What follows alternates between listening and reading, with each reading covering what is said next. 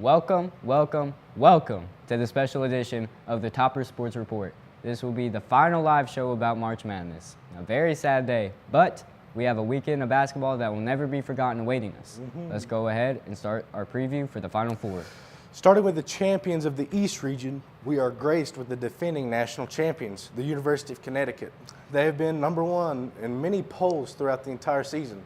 This incredible performance over the regular season has earned them the number one overall seed in the NCAA tournament. They have dominated in the tournament as well. Through 4 games, they have beaten their opponents by an average of almost 28 points. True dominance. They have every piece a championship team could need. A crafty point guard, a dominant big man, and players around them who can spray that thing from deep. Yes, sir. Their potent offense is nearly unstoppable when they play defense. And when they play defense, they're hard to beat. They're going to face off against Alabama. The Roll Tide clearly have a difficult matchup here, but they could pull off what some would say, including me, a massive upset.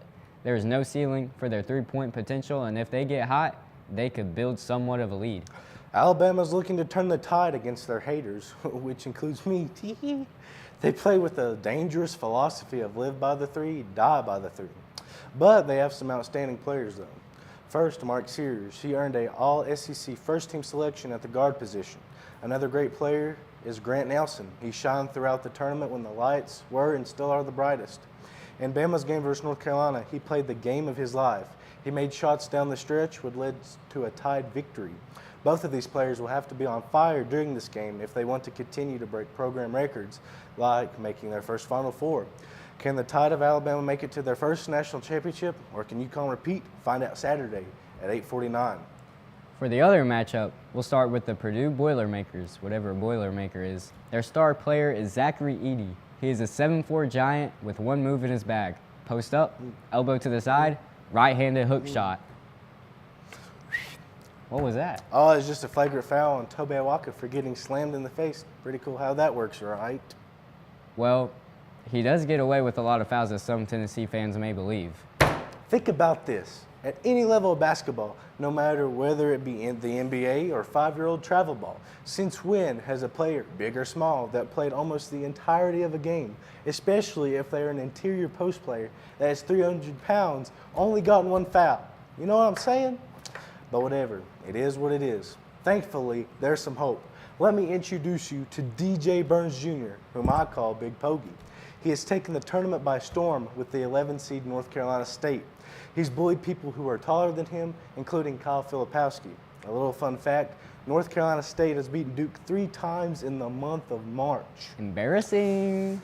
The other 3 big men are not even worthy of being in the same sentence as Big Pogey. Oh Lord, when it rains, it burns. DJ isn't alone though. He's also got DJ Horn. He's a shifty point guard who isn't afraid of the big stage. When it comes to clutch time, he's what some like to call hard to guard. He's been absolutely nasty in the postseason. Hopefully, the DJs are going to throw a rave on Purdue's grave. Another key player is Michael O'Connell. He is a sharpshooter who can light it up from 3. Casey Morrell can as well, but also has a deep bag in the mid-range area. I don't know if I have ever seen him miss a mid-range. Mohamed Diarra is also a big help as he snatches rebounds left and right, a total nightmare on the boards. One final key player is Ben Middlebrooks, who holds down the interior when Big Pogey gets tired. He is a defensive presence that cannot be ignored. Overall, I am quite literally pumped for this matchup. Zach Edey versus DJ Burns has the potential to be the greatest big man matchup in tournament history. We'll see who either fouls out first or is not called for any fouls for whatever reason, and see who comes out on top. Let's go Wolfpack. Well. It's time for our picks. My prediction for the Purdue versus North Carolina State game.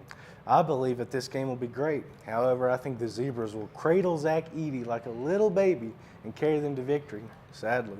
Yeah, I agree. Big Pogey just does not have the height to contest Edey's right shoulder hook shot. It is unstoppable without height. The NCAA wants Purdue in the natty anyways. I also have UConn continuing their domination, just not winning by as many points. It'll be closer, but UConn is too well-rounded for the poor defensive Alabama team. This will be a very, very good game as well. This will come down to matchups and the team's strengths and weaknesses. I just believe that UConn is the better overall team.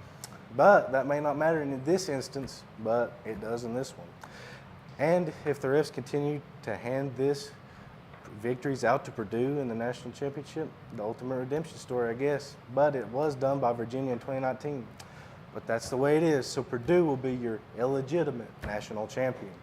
UConn has been here, though, and I trust them more. I believe that no officiating will overcome the poor three-point shooting that I foresee for the Boilermakers, which I still am confused about what that is. I think UConn repeats, and Dan Hurley hurls on the sideline from pure happiness. Well, folks, that's the way it is for our Final Four matchups and predictions. Both of us hope that NC State will win, but that is as improbable as dinosaurs walking outside the studio. But they've been through that fire before, and I think they can withstand just a little more. We'll find out on Saturday and Monday who the national champion will be. Remember, as you watch the final seconds expire, don't be sad that it's over. Be glad that it happened. Until next basketball season, we'll see you. It won't be us. So as we sign off for the last time, I'm Sam Hyatt with